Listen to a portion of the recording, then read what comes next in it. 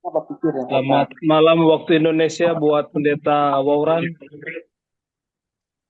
Selamat malam, selamat pagi subuh waktu Colorado. Oke, terima kasih. Baik, saudara-saudara, kita akan memulaikan program pendalaman Sekolah Sabat pada malam hari ini. Lagu lagu buka kita akan menyanyi dalam lagu Sion nomor 5, Kasih Surga yang Terindah. Kami serahkan kepada multimedia.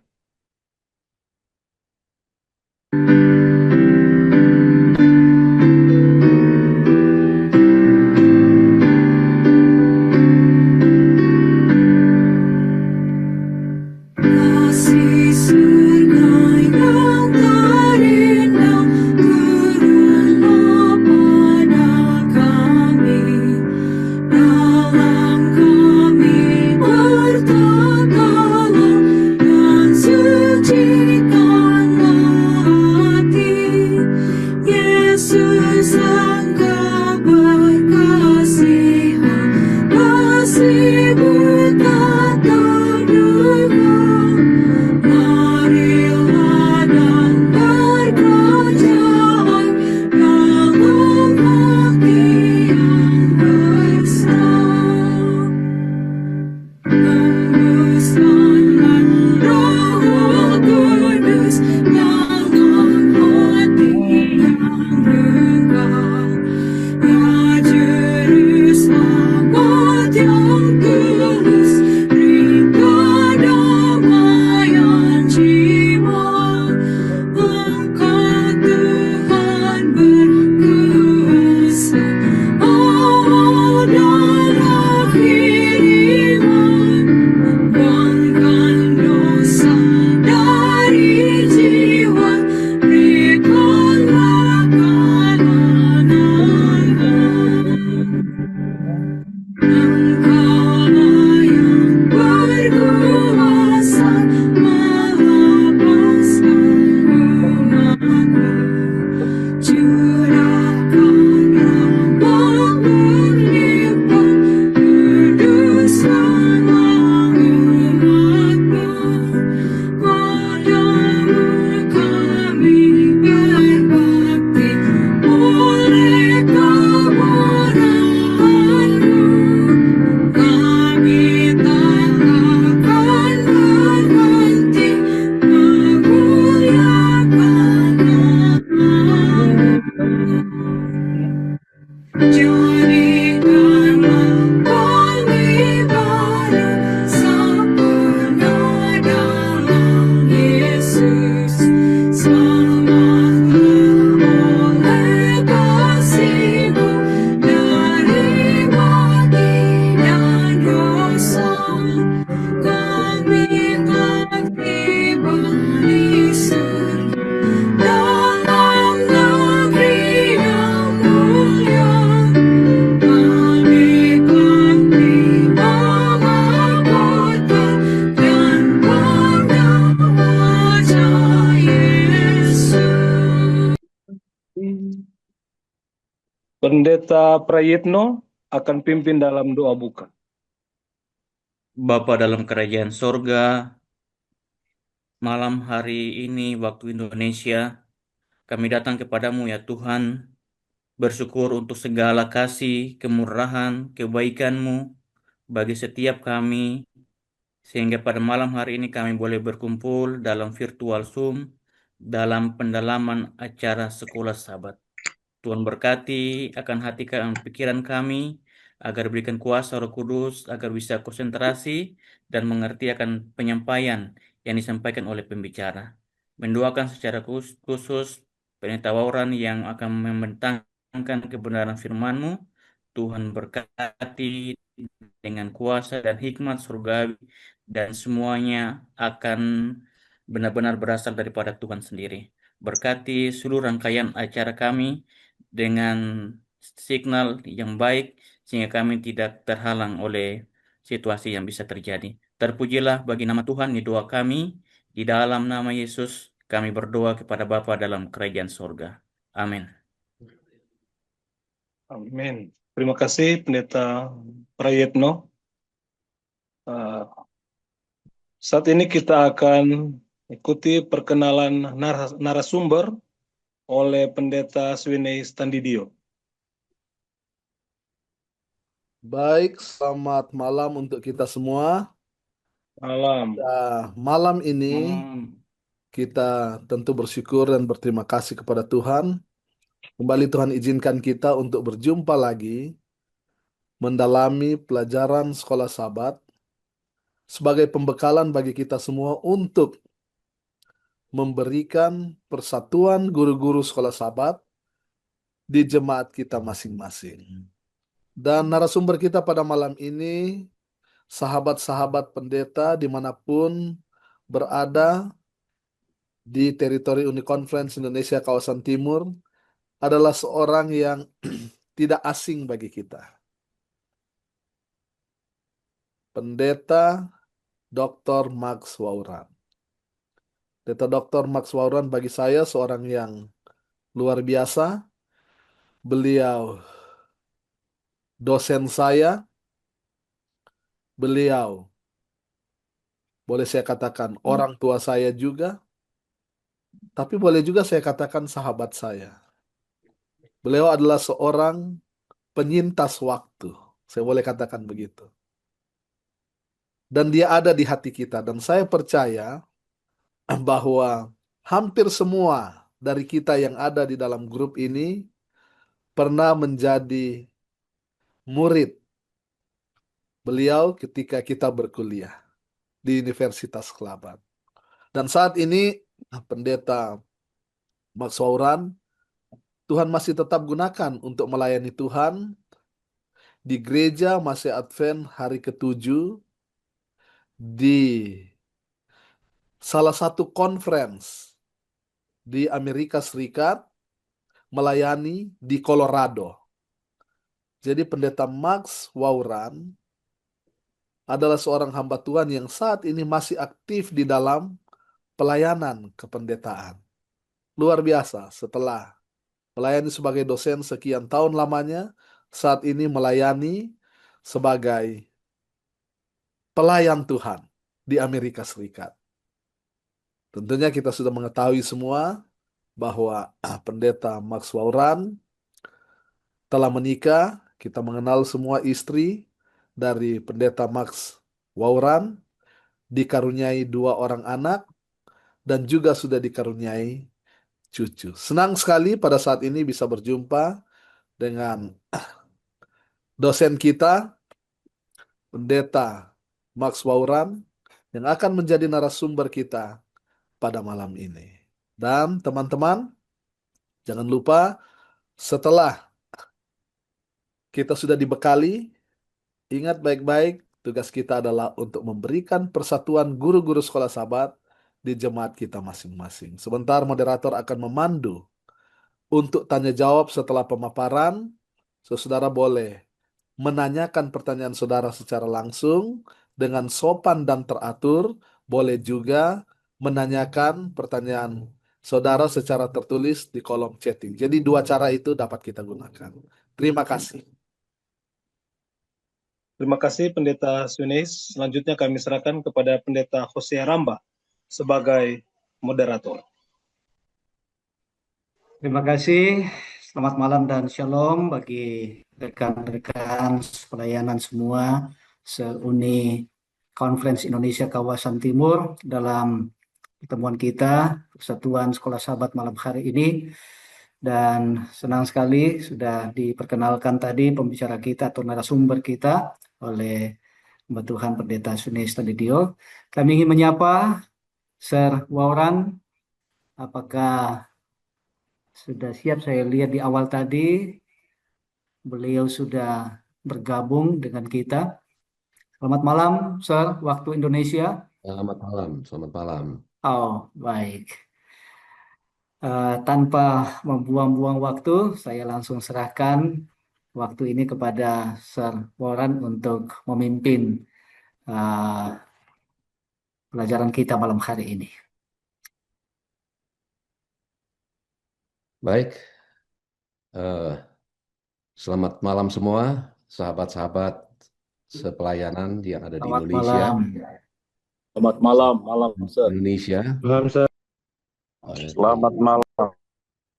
kalau di Indonesia jam berapa sekarang? 8:16 pagi. Oh, jam 7. Jam 7 7. malam, Sir.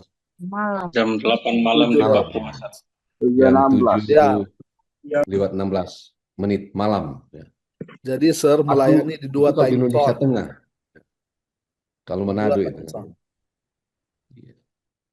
Baik, di Colorado sekarang adalah jam 4:17, 4 subuh. Jadi kita dengan Indonesia Tengah selisih 15 jam. Selisih 15 jam. Baik, terima kasih Pendeta Jose Ramba yang telah memulaikan atau menjadi moderator ya. Terima kasih Pendeta Rio Lego tadi ya, yang memulaikan, memimpin acara. Dan Pendeta Prayitno yang telah berdoa untuk acara pendalaman pelajaran sekolah Sabat pada malam hari ini, waktu Indonesia. Terima kasih Pendeta Swini Standidio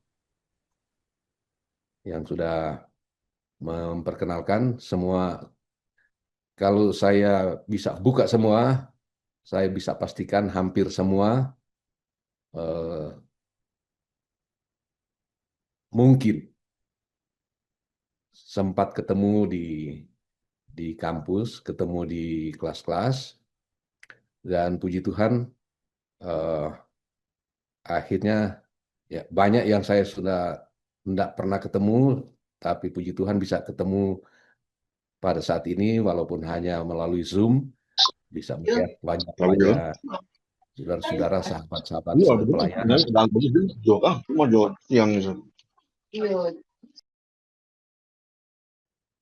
Secara hubungan organisasi, saya sudah pensiun, sudah bebas tugas, tetapi kaitan dengan pelayanan untuk Tuhan, kayaknya tidak mengenal pensiun itu kalau panggilan untuk pelayanan. Saya datang ke Amerika ini tanggal 6 April tahun 2023, dan kemudian saya pergi ke Seattle. Seattle itu bagian yang lebih utara, bagian utara sebelah barat, pantai barat Amerika, tapi bagian utara sudah perbatasan dengan Kanada.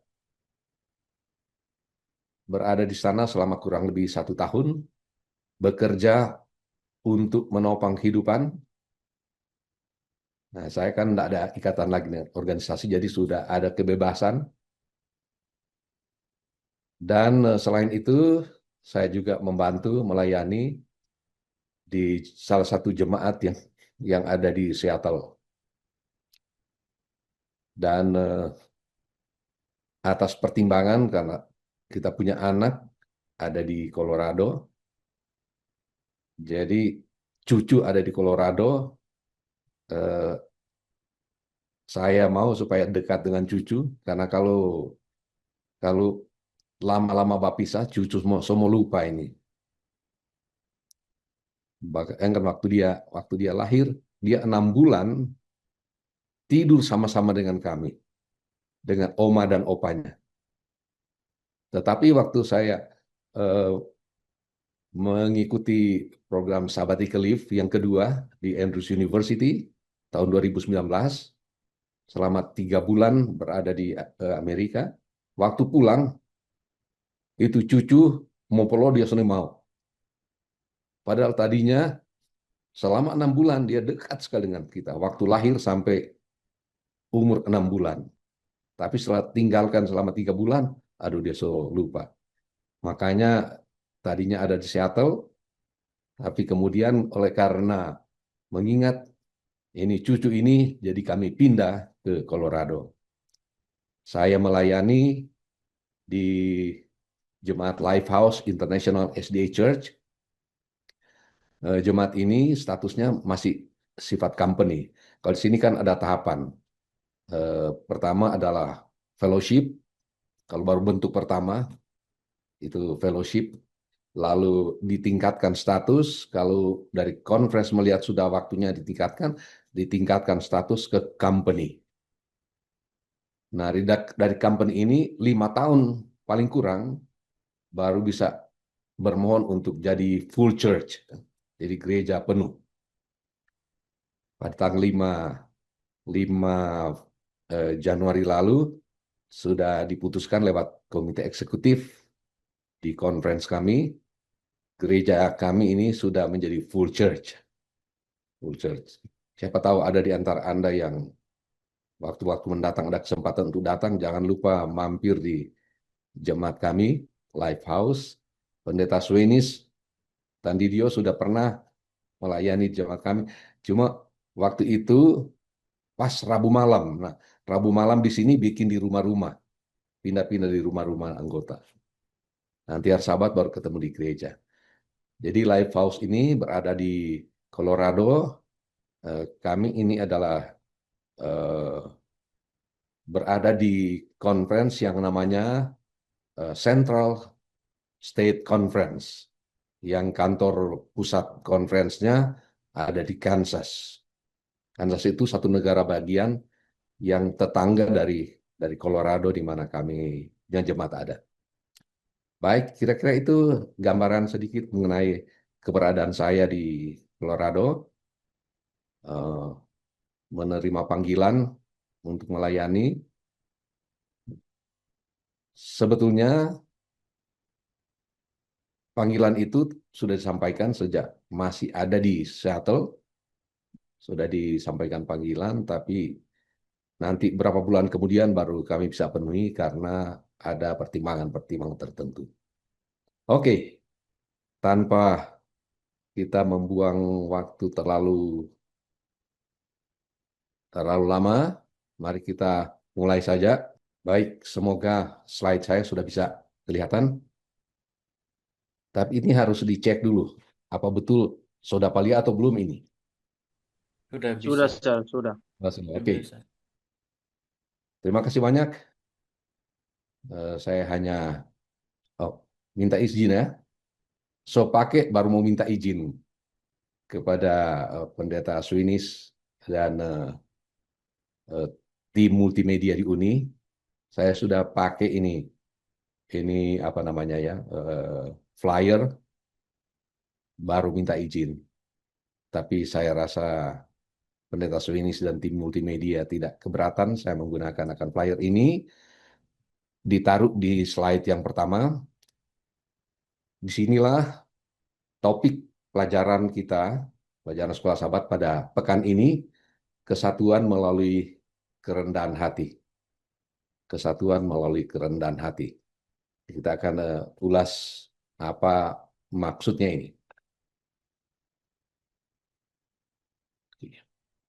Nah, sebelum kita masuk ke pembahasan, saya ingin menyampaikan sedikit metode yang banyak menggunakannya. Yang pertama, metode untuk menyampaikan akan pelajaran Sekolah Sahabat atau mengajar Sekolah Sahabat, itu bisa dengan metode kita membaca setiap bagian dari Sekolah Sahabat itu, maksudnya tiap-tiap hari kita baca, kita sudah dapat poin-poin yang penting, lalu kita rangkum itu, disampaikan di kelas. Sesudah itu menggunakan waktu yang lebih banyak untuk mendiskusikan. Ada metode yang lain, yaitu kita melihat bagian demi bagian, hari demi hari. Jadi kita membaca akan judul dan pendahuluan, lalu menjelaskan kaitannya dengan ayat tema yang biasa ditulis di Sekolah Sahabat, ayat hafalan. Walaupun rata-rata anggota so malas mau bahafal. Bukan cuma anggota. Sedang pendeta-pendeta lagi, termasuk saya, kadang-kadang kurang mau cari gampang, so ada itu ayat, baca saja. Nah itu tendensi kebanyakan, tapi tidak apa-apa. Yang penting ayat itu kita perhatikan baik-baik. Jadi kita membacakan judul dan pendahuluan, lalu jelaskan apa kaitannya sih antara ayat tema dengan judul. Misalnya, kesatuan melalui kerendahan hati. Ada ayat tema, seperti dalam Filipi pasal 2 ayat 2, itu ayat tema untuk ke pekan ini. Karena itu sempurnakanlah sukacitaku dengan ini. Hendaklah kamu sehati sepikir dalam satu kasih, satu jiwa, satu tujuan. Ini klop sekali dengan judulnya. Kadang-kadang ada juga pelajaran sekolah sahabat yang judulnya seperti sukar mau diketemukan dengan ayat tema. Nanti waktu membaca, kita baca-baca baru, oh ini rupanya ya kaitannya antara ayat tema dengan judul. Tapi saya pelajari ini, pelajaran sekolah sahabat, coba lihat dari pelajaran pertama sampai ke 13, sangat praktis. Semua bagian-bagian, hampir tiap-tiap hari dari setiap pelajaran, setiap pekan itu, dia sangat dekat dengan judul. Mudah untuk dimengerti. Mudah untuk setelah membaca akan ayat-ayat itu, ayat yang ada di pendahuluan itu, sudah ada gambaran apa yang akan dibahas pada hari-hari berikutnya. Oke, berikut mengarahkan anggota kelas untuk melihat sekilas bahwa tema utama dan subtema dijabarkan dalam judul tiap hari. Jadi kita sampaikan itu mengarahkan agar anggota kelas untuk melihat sekilas bahwa tema utamanya dan subtema, jadi tema utamanya itu dijabarkan dalam judul tiap-tiap hari yang dikenal dengan itu, kita tahu itu subtema. Oke, yang berikut adalah temukan dan bahas, diskusikan ide-ide yang terkait dengan judul. Jadi kalau kita membahas itu tiap-tiap hari, selalu saja kita berusaha untuk menemukan akan ide-ide yang terkait dengan judul. Baca di seluruh bagian, keterangan-keterangan situ, komentar-komentar di situ, kita baca, lalu hubungkan itu dengan judul sehingga memudahkan anggota untuk mengikuti akan, oh luar biasa ini pelajaran ini. Hebat sekali pelajaran ini. Sangat jelas ini pelajaran. Dan sudah itu kita buat konklusi dari pelajaran minggu ini. Silakan supaya setiap pembahasan itu diakhiri dengan konklusi. Ini yang perlu kita ingat, bahwa dalam pelajaran sekolah sahabat, dalam mengajar sekolah sahabat, mengajar itu bukan khotbah. Dalam memimpin pelajaran sekolah sahabat, memimpin kelas sekolah sahabat, kita masuk dalam apa yang dikenal dengan dialog, ketimbang monolog. Kalau khotbah itu hanya searah, monolog. Jadi kita bicara terus sampai selesai. Tidak punya kesempatan anggota-anggota gereja untuk mengajukan pertanyaan. Tidak punya kesempatan anggota gereja untuk memberikan gagasan-gagasan yang ada dalam pikirannya. Karena itu khotbah. Jadi monolog. Sedangkan kalau kita mengajar, itu ada sifatnya dialog. Jadi ada hubungan timbal balik. Informasi timbal balik. Antara saya sebagai guru dan anggota-anggota kelas itu sebagai pendengar. Lalu kita memberikan waktu lebih untuk partisipasi dari semua yang ada di kelas di mana kita mengajar. Berikan kesempatan untuk mereka berpartisipasi lebih banyak. Jadi nanti kalau memberikan persatuan guru-guru di jemaat-jemaat. Ini bisa digunakan kalau saudara-saudara mau. Kalau menggunakan itu yang pertama tadi, kita baca tiap-tiap hari, ambil intinya, kita sudah dapatkan inti di dalam pelajaran setiap hari itu, lalu hubungkan dengan judul, baru kita sampaikan. Sampaikan itu tidak banyak waktu yang kita perlu gunakan. Kita sampaikan itu, lalu beri waktu lebih banyak untuk partisipasi dari anggota kelas. Atau kalau mau menghitung metode yang umum seperti ini, silakan.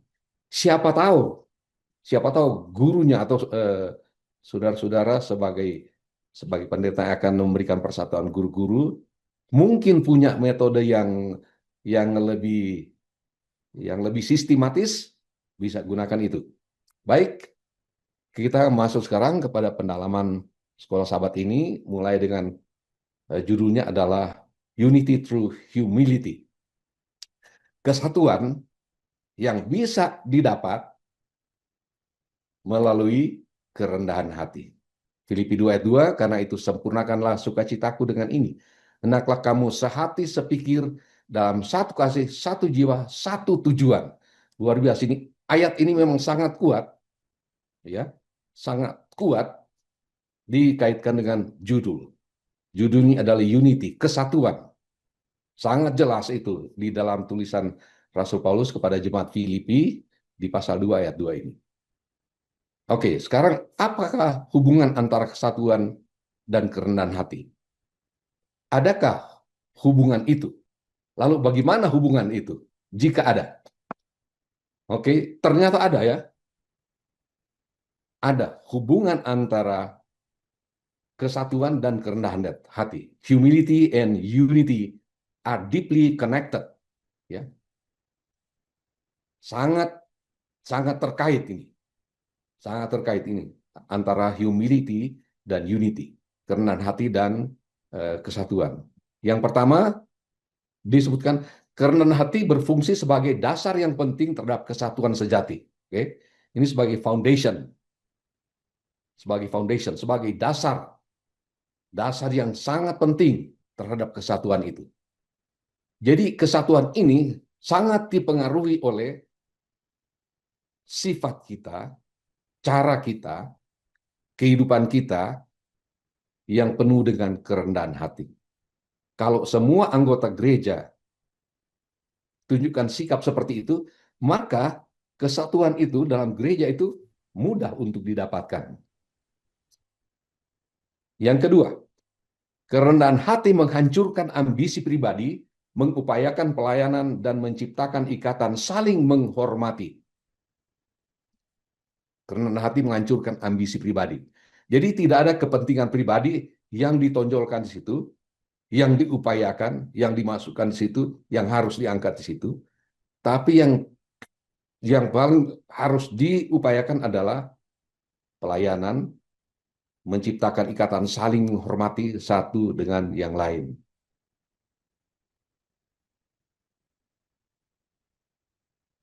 Oke, yang berikut adalah kerendahan hati memungkinkan individu yang beragam untuk bersama-sama dalam kesatuan. Ini perlu dikoreksi sedikit, ini nomor ini. Kalau tadi baru sampai nomor 2 ya. Ini sebetulnya nomor 3. Dan kesalahan itu adalah kesalahan pada jari saya yang mungkin kurang cermat, tidak sempat melihat apa yang perlu diperbaiki. Jadi angka 4 ini sebetulnya adalah angka 3. Nomor 3 adalah kerendahan hati memungkinkan individu yang beragam untuk bersama-sama dalam satu kesatuan. Humility allowing diverse individuals to come together as one.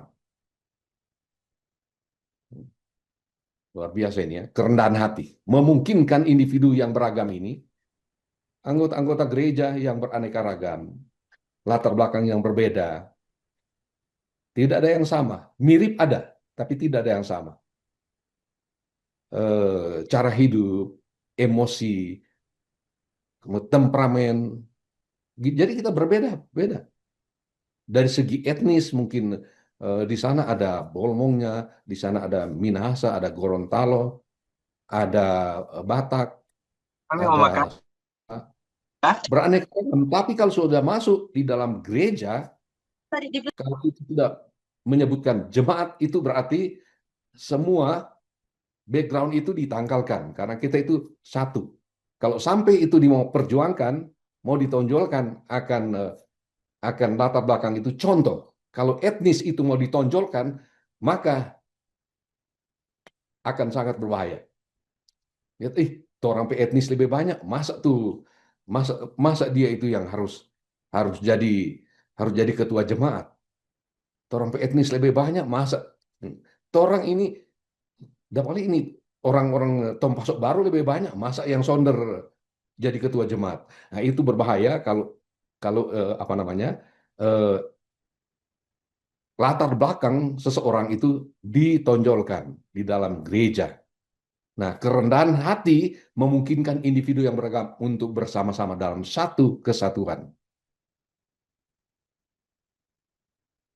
Yang berikut, yang keempat, kerendahan hati itu mengalihkan fokus dari mencari keuntungan pribadi ke tujuan bersama, mewujudkan teladan Kristus yang tanpa mementingkan diri sendiri untuk menyatukan orang-orang. Luar biasa ini. Dia alihkan fokus dari kepentingan diri sendiri, kepentingan pribadi, kepada tujuan bersama. Orang punya tujuan bersama.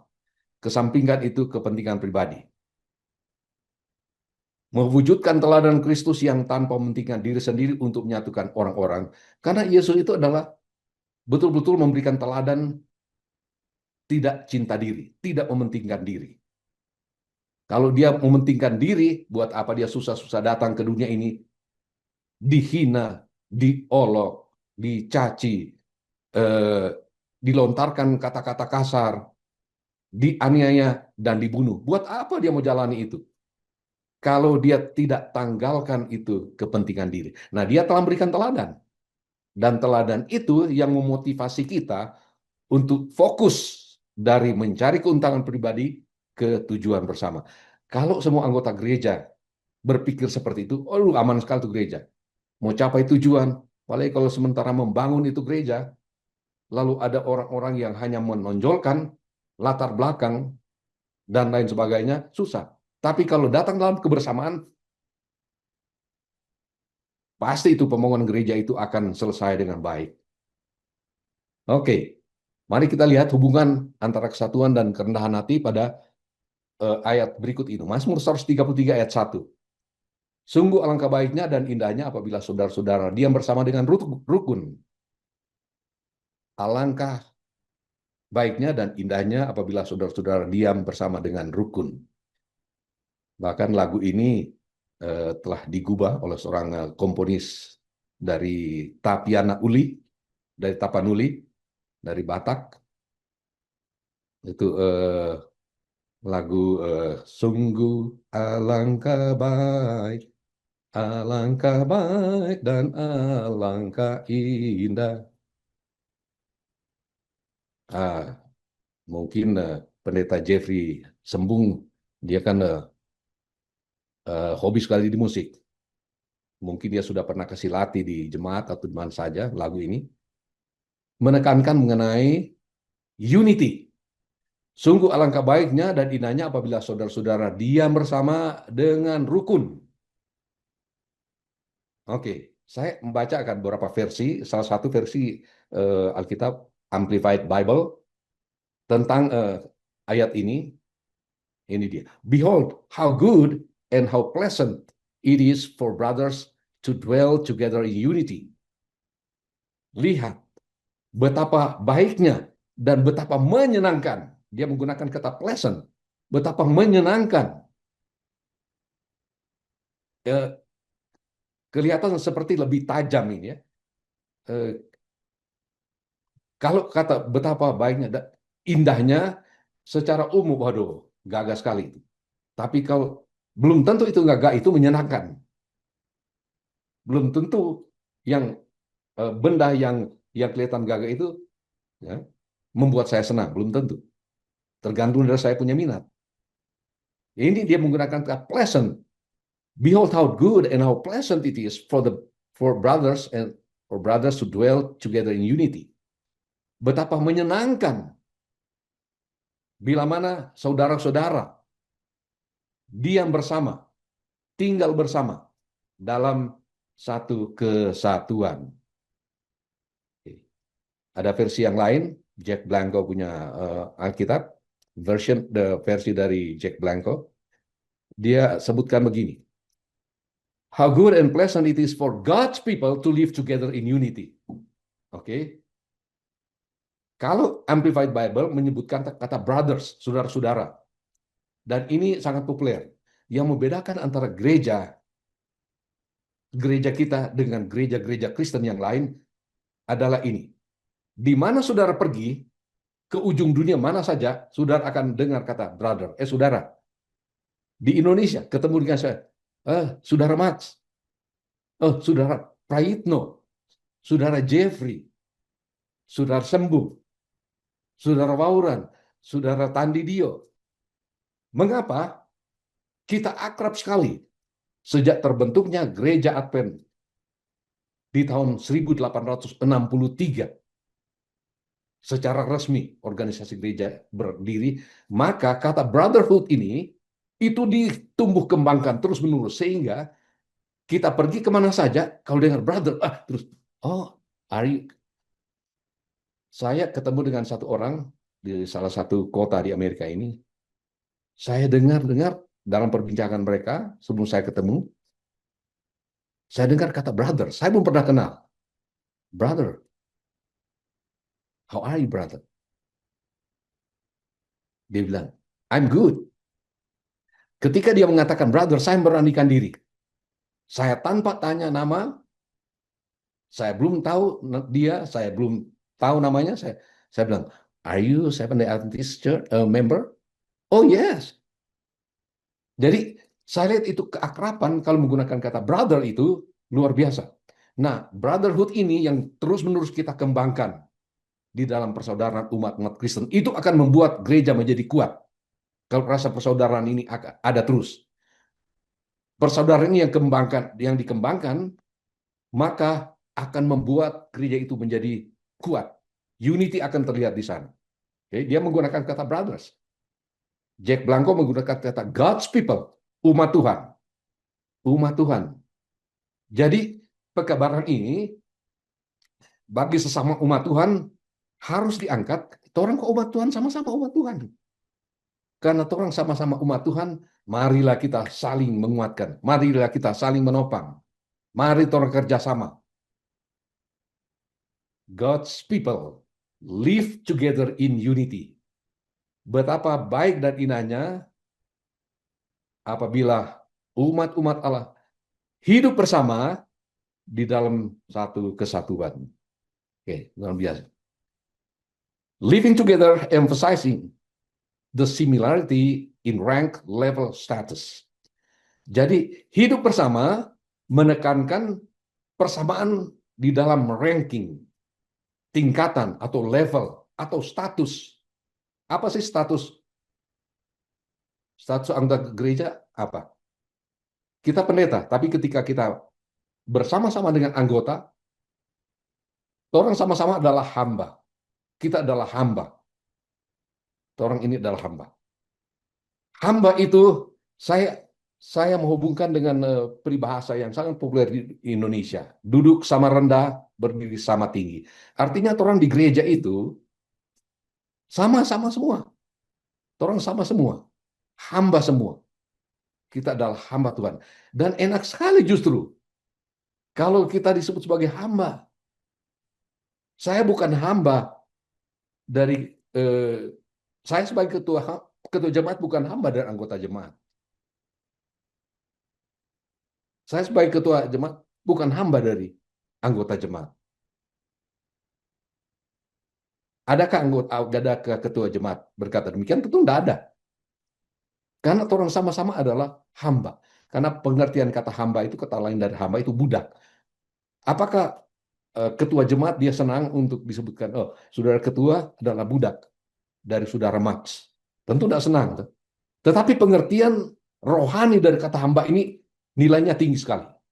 Karena itulah status yang diambil oleh Yesus ketika dia datang ke dunia ini. Oke. Saya suka ini.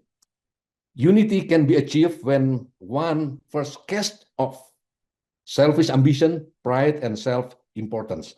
Jadi kesatuan itu dapat dicapai ketika seseorang menanggalkan akan ambisi pribadinya, kebanggaannya, itu kebanggaan sebenarnya kata halus dari sombong gitu. Pride. Dan self-importance, hanya untuk kepentingan diri sendiri. Nah, unit itu akan dicapai kalau semua hal-hal itu ditanggalkan. Oke, kita masuk sekarang ke hari Minggu, perpecahan di Filipi. Pertama, saya coba mulai dengan permohonan Paulus. Apa sih permohonan Paulus dalam jemaat, dalam suratnya kepada jemaat Filipi? Di pasal 2 ayat 2 menekankan, karena itu sempurnakanlah sukacitaku. Permohonan Paulus ialah sempurnakan sukacita.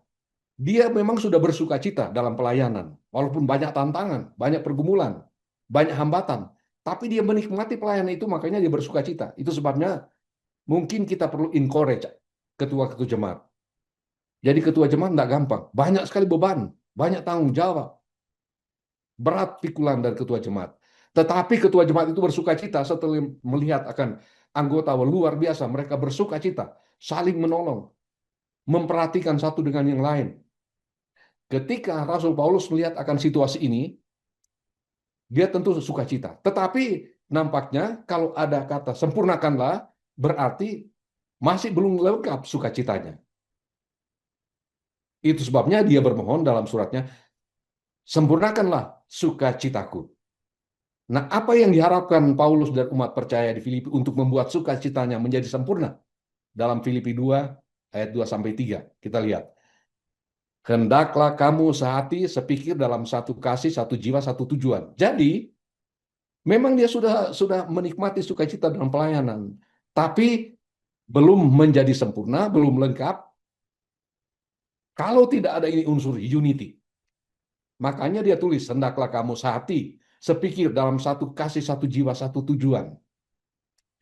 Walaupun dia jauh di tempat yang lain, melayani tempat yang lain, tapi kalau dia dengar bahwa mereka itu sehati sepikir, waduh lengkap, dia punya sukacita. Ini dia sudah tuliskan dalam pasal 1 ayat 27. Ayat ini banyak kali saya gunakan dulu waktu masih melayani jemaat-jemaat. Setiap kali ada perpindahan, ada mutasi, biasanya ada perpisahan dengan jemaat. Saya selalu baca ini. Filipi 1 ayat 27.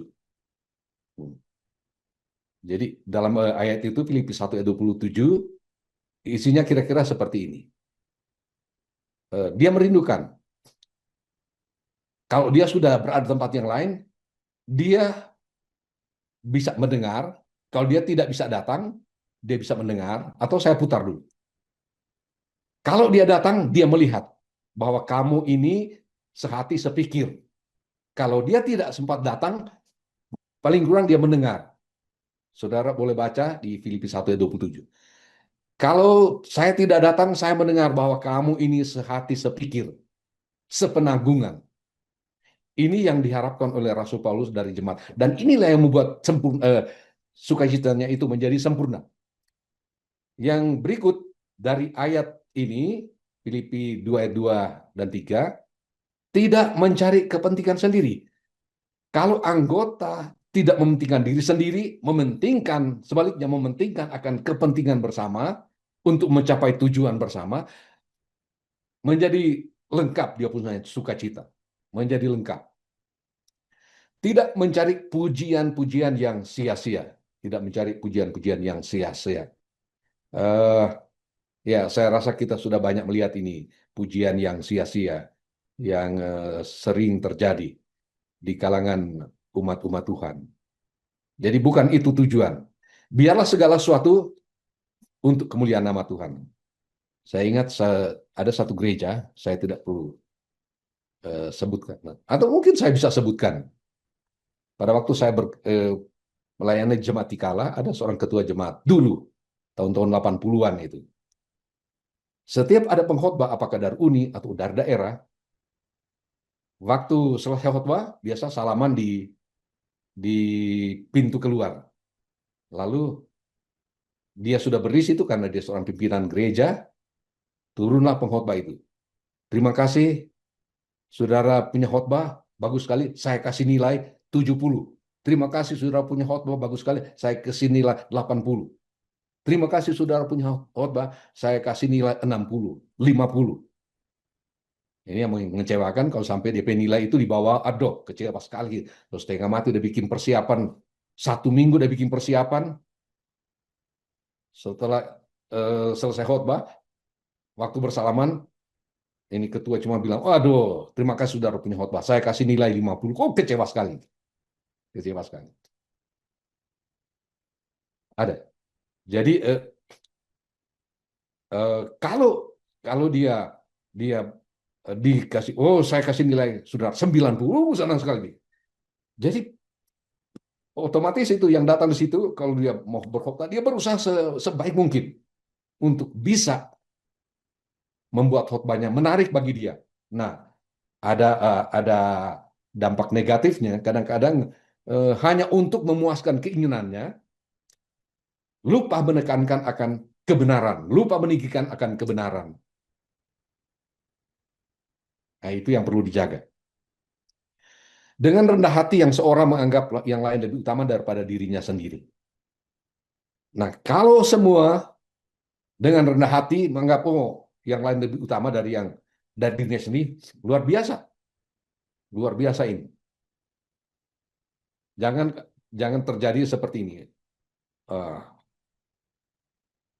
Saya kok lebih baik, kenapa dia? Saya lebih hebat, kenapa dia? Saya sudah tahu dia.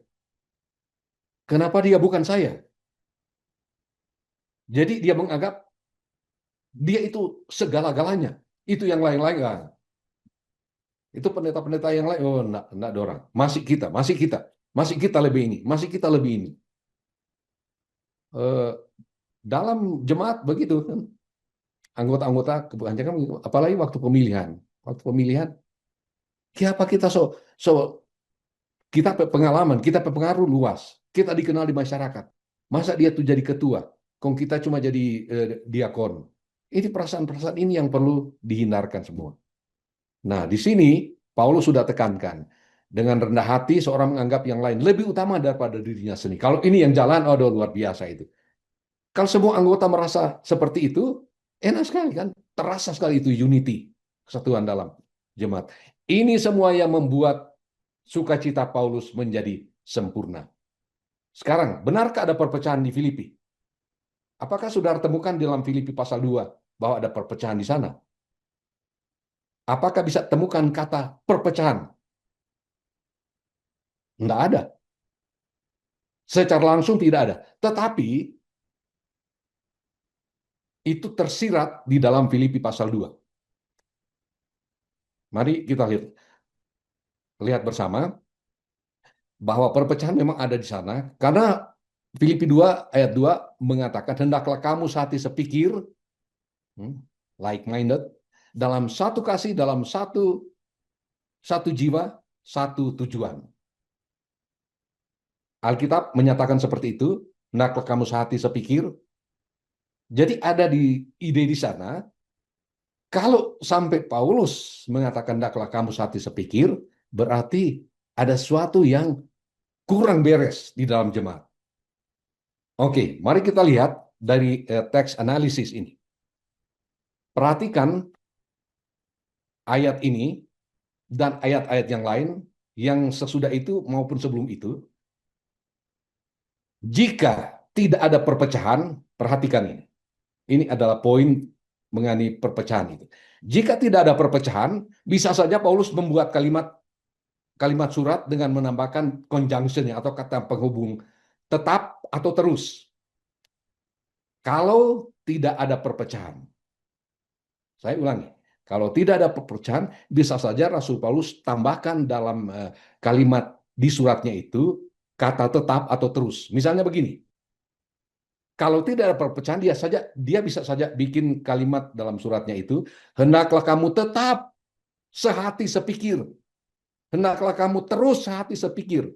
Hendaklah kamu tetap dalam satu kasih. Hendaklah kamu tetap satu jiwa. Hendaklah kamu tetap satu tujuan. Itu jelas kan? Tapi ternyata tidak ada kata-kata seperti ini. Ini berarti bahwa ketika ia mengatakan hendaklah kamu sehati sepikir, dia sekarang dalam pikiran Paulus bahwa aduh kasihannya. Apa ini jemaat ini sebegini itu keadaan. Dia dirikan itu jemaat, lalu dia dengar keadaan jemaat sudah mulai kacau balau karena ada penyebabnya sehingga kacau balau itu hilang itu spirit persatuan. Nah, itu sebabnya dia tuliskan hendaklah kamu sehati sepikir, hendaklah kamu satu kasih, hendaklah kamu satu jiwa, hendaklah kamu satu tujuan. Saya ulangi ini karena ini poin yang penting yang saya mau tekankan untuk melihat bahwa betul ada perpecahan di sana. Ialah, saya ulang ya, kalau tidak ada perpecahan, Paulus bisa saja dia tambahkan kata tetap atau terus. Ya. Hendaklah kamu tetap sehati sepikir. Hendaklah kamu terus sehati sepikir. Hendaklah kamu hidupkan itu sehati sepikir. Dan terus dalam satu kasih. Terus dalam satu jiwa. Teruskan itu satu tujuan. Ternyata Paulus ini harus dikoreksi. Ternyata Paulus tidak menggunakan kata hendaklah. Ternyata Paulus tidak menggunakan kata hendaklah. Itu artinya bahwa memang ada perpecahan di sana. Sehingga dia nasihati. Hendaklah kamu sehati, sepikir, dan seterusnya. Penyebab perpecahan dan solusinya. Yang pertama disebutkan adalah spirit of rivalry. Karena suka ada rival. Kita mengenalkan kalau orang sebut dia kita punya rival dalam pertandingan. Kita punya lawan dia. Ketika berkompetisi kita lawan berat dia. Kalau kita kalah, minggu depan kita pasti kasih kalah pangannya. Kalau di lapangan badminton. Yang spirit of rivalry. Roh persaingan. Karena itu sempurnakanlah sukacitaku dengan tidak mencari kepentingan diri sendiri. Nah, kita menemukan di sekolah sahabat menggunakan kata ariteia. Jadi tidak perlu diungkit-ungkit ini kata ariteia, karena anggota kan tidak mengerti itu bahasa Yunani. Tapi kadang-kadang perlu, misalnya ada ide yang kurang jelas, ada pertimbangan-pertimbangan yang berbeda-beda, yang lain berpikir ini, yang lain berpikir ini, maka itu kita bisa gunakan. Mari kita lihat. Coba kita lihat kata aslinya apa. Ternyata kata aslinya adalah ariteia. Apa sih arti ini? Dia arti kutip begini. Jangan cuma pikir-pikir sampai kepentingan diri sendiri. Menjadi sangat jelas ketika dijelaskan kata aslinya. Apalagi kalau sudah menjelaskan akar kata, latar belakang, dan lain sebagainya. Nah, itu kita bisa menyebut kata-kata bahasa aslinya, misalnya Yunani atau Ibrani, kalau ada sesuatu yang perlu dijelaskan. Ariteia ini ternyata merujuk pada para pesaing Paulus yang hanya mencari kepentingan diri sendiri, ketimbang memajukan pekerjaan pelayanan untuk Kristus. Waktu saya terangkan itu, karena pengertian yang berbeda-beda dari anggota, coba terang lihat ya. Ini kan orang belajar di sekolah sahabat. Coba terang lihat, kata aslinya apa sih? Di situ kata aslinya ariteia. Nah, apa dia arti kata itu? Itu ternyata berhubungan dengan semua competitors, pesaing dari Paulus. Paulus tidak pernah berkompetisi dengan mereka. Mereka yang mau berkompetisi dengan Paulus karena ada unsur jealousy, kecemburuan. Jadi, para pesaing Paulus ini, mereka hanya mencari kepentingan diri sendiri. Kita yang ini kita. Karena kita, kalau bukan kita, dan lain sebagainya. Jadi, saya yang menjadi fokus. Kepentingan dirinya, ketimbang majukan pekerjaan pelayanan. Ini yang harus dijaga. Apakah spirit yang sama terlihat di gereja sekarang? Itu kita bisa tanyakan ke anggota-anggota kelas. Atau mengajak guru-guru sekolah sahabat, di mana kita memberikan persatuan sekolah sahabat, mengingatkan mereka, boleh ditanya di anggota-anggota waktu di kelas-kelas. Apakah spirit yang sama ada? Spirit persaingan. Bersaing. bersaing dalam banyak hal. Kalau positif ya bagus, tapi kalau itu negatif hanya untuk keuntungan pribadi supaya dia itu yang menjadi fokus perhatian, nah itu yang perlu dihindarkan. Iri hati dan mementingkan diri sendiri, Yakobus 3:16. Ini penyebab perpecahan. Iri hati dan mementingkan diri sendiri. Oke, gila hormat dan dengki. Gila hormat dan dengki. Apa solusinya? Ikut teladan Yesus. Yesus mengembangkan spirit saling mengasihi. Perumpamaan tentang anak yang hilang juga ada di pelajaran sekolah Sabat, itu bisa diangkat. Anak yang hilang semua dia telah jual ketika dia sudah keluar dari keluarganya, tinggalkan orang tua, tinggalkan saudaranya, dia pergi ke negeri yang jauh. Ketika dia kehabisan makanan untuk dimakan, dia tinggal hidup dengan babi-babi, makan dari makanan yang dimakan oleh babi, dia teringat, saya mesti pulang. Walaupun Bapak tidak menerima saya akan pulang. Ternyata waktu dia pulang, dari jauh bapaknya telah melihat, aduh kita punya anak ini sudah kembali. Tergerak oleh belas kasihan, ia lalu lari menyongsong anak itu dan merangkulnya. Itu belas kasihan dari ayahnya itu melambangkan Allah. Melambangkan Yesus yang punya belas kasihan. Melambangkan Bapa di surga yang sangat mengasihi akan kita yang telah berdosa, telah jauh dari Tuhan. Dia rangkul dengan kasih sayang.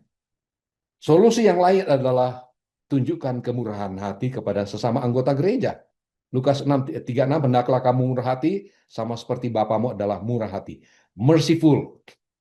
Merciful. Merciful. Kata mercy ini digunakan oleh seorang yang sakit lalu memohon kesembuhan dari Yesus. Ketika ketemu dengan Yesus, dia bilang, Master, have mercy on me. Master, have mercy on me. Kasihanilah aku. Orang yang sakit ini memohon kemurahan. Dan kemurahan hati ini perlu ditunjukkan oleh setiap anggota gereja. Persekutuan dalam Roh Kudus itu sangat penting, karena Roh Kudus menyatukan umat percaya dalam gereja yang mula-mula. Roh Kudus yang menyatukan. Artinya, kalau anggota gereja memohon pertolongan Roh Kudus, berdoa mohon Roh Kudus, maka mereka akan diberikan kesanggupan untuk menerapkan hidup saling mengasihi. Oke, sumber kesatuan, Roh Kudus. Efesus 4:3, berusahalah memelihara kesatuan roh oleh ikatan damai sejahtera. Jadi Roh Kudus adalah sumber kesatuan di dalam gereja. Saya membaca versi dari Jack Blanco version, dia bilang begini, ayat ini. Worship God in peace, stay united and be guided by the Holy Spirit. Sembahlah Allah dalam damai sejahtera, tetaplah bersatu dan dibimbing oleh Roh Kudus. Kata dibimbing oleh Roh Kudus betul-betul punya peran yang sangat besar untuk menyatukan akan umat-umat Tuhan, menyatukan akan gereja. Tanpa Roh Kudus, mustahil akan bersatu. Kalau kita hanya mengandalkan, saya punya pengalaman sebagai ketua jemaat, saya sudah 2 periode ketua jemaat, saya sudah pengalaman beberapa kali pimpin departemen yang berbeda-beda, dan dia mau tunjukkan siapa dia, itu akan justru membuat keresahan di dalam kebersamaan umat-umat Tuhan. Tapi kalau dia memohon pertolongan Roh Kudus, meremukkan pikiran-pikiran seperti itu, maka dia akan dengan rendah hati untuk menikmati akan persatuan dalam gereja. Paulus berbicara tentang damai sejahtera yang dihasilkan oleh Roh Kudus yang menyatukan umat percaya. Efesus 4:3. Ya. Oke, pelajaran hari Selasa, implan pikiran atau bedah pikiran. Saya pikir kenapa ya dipakai implan pikiran? Dan waktu saya baca dan komentar dan Bible commentary dan lain sebagainya, implan pikiran itu sebenarnya adalah sebuah istilah yang dipinjam dari teknologi komputer yang dihubungkan dengan sistem saraf otak manusia. Dan ini dikenal dengan neurotechnology. Jadi neurotechnology ini luar biasa. Ini idenya dimuat di dalam sekolah sahabat kita oleh penulis sekolah sahabat. Pikiran sorry, ini bukan otak sebenarnya, salah ketik nih. Pikiran atau otak ini dikendalikan oleh informasi yang dimasukkan lewat komputer. Contoh misalnya, seorang yang sedang depresi berat. Kalau dia depresi berat, waduh, bisa dia lama-lama jadi gila. Tapi kemudian menggunakan teknologi ini, lalu ada kata-kata yang dimasukkan, suara yang didengungkan lewat teknologi ini, lama-lama dia menjadi tenang, dan dia akhirnya sadar, dia ada yang terganggu dalam pikirannya. Penyakit Parkinson yang tadinya itu tangan kurang bawa getar begini, pegang pulpen, mau tulis, begini itu tangan, atau pegang sendok, pegang leper mau makan, kadang-kadang itu nasi itu makanan di makanan itu waktu ini mau taruh di mulut cuma terlempar kena di hidung, bahkan kena di mata itu yang lain karena Parkinson yang sudah berat. Tapi ketika menggunakan teknologi ini, ada informasi-informasi untuk menenangkan pikirannya, maka dia menjadi seperti normal. Tapi bisa saja kebalikannya. Atau hal-hal yang tidak baik itu kalau sampai masuk lewat teknologi ini, bukan lebih baik tapi lebih berat ya. Informasi lewat media sangat mempengaruhi akan pikiran dan jiwa kita. Ada informasi yang enak sekali kedengaran, tapi ternyata itu menjadi racun bagi otak. Nah, hati-hati dengan medsos, terutama kepada anak-anak muda kita, anggota-anggota gereja yang masih muda. Aduh, kadang-kadang di gereja buka-buka HP, bukan Alkitab yang dibaca, tapi macam-macam informasi. Sudah ada di sana mengenai kejahatan dia tonton, mengenai seks dia tonton, padahal dalam gereja. Nah, itu akan meracuni akan otak kita. Bukan neurotechnology, tetapi melalui apa yang dilihat. Apa yang dilihat itu, dia perhatikan itu, dan itu akhirnya yang mengendalikan akan pikirannya. Oke. Orang bisa lakukan tindak kriminal karena informasi media sosial. Media-media sosial. Nah, hati-hati dengan anak-anak muda kita. Isilah pikiran kita dengan Roh Kudus. Anggota-anggota gereja perlu diisi dengan pikiran yang dikendalikan oleh Roh Kudus yang akan mampu membedah dan membarui pikiran yang jahat. Roh Kudus mengubah hati dan pikiran dengan pedang roh, yaitu firman Allah. Jadi kalau lebih banyak anggota gereja membaca firman Tuhan ini dengan pertolongan Roh Kudus, pedang roh ini akan mengubah kehidupan seseorang. Pikiran Kristus, Filipi 2 ayat 5 sampai 8. Apa yang dimaksud dengan pikiran Kristus ini? Hendaklah kamu dalam hidupmu bersama menaruh pikiran dan perasaan yang terdapat juga dalam Kristus Yesus. Oke. Apa itu pikiran Kristus? Apa yang ada dalam pikiran Yesus? Pertama, dia mengosokkan diri.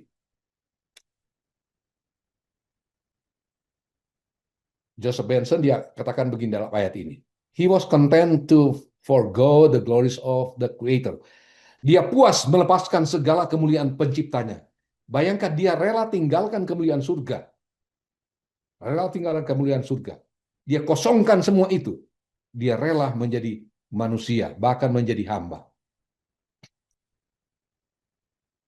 Mengambil rupa manusia itu adalah bagian daripada pikiran Kristus. Kata lain, mengambil rupa manusia, bagaimana hal ini bisa terjadi? Kita kenal kata inkarnasi. Inkarnasi itu kita sudah tahu bersama. Itu sebuah proses dari sifat Allah menjadi manusia. Pertanyaan sekarang, kenapa perlu berinkarnasi? Dosa sudah ada. Dosa sudah masuk ke dalam dunia ini. Dan upah dosa ialah maut, kata Rasul Paulus. Dan maut itu hanya bisa dibayar dengan kematian. Tuhan menyesal ketika manusia harus mati sebagai akibat daripada dosa. The wages of sin is death. Akibat dari dosa ini, maka kematian itu tidak bisa dihindari. Nah, Tuhan mau supaya mereka bisa dihidupkan. Bagaimana caranya? Itu hanya boleh dibayar dengan kematian. Hanya boleh dibayar dengan kematian. Tetapi masalahnya begini.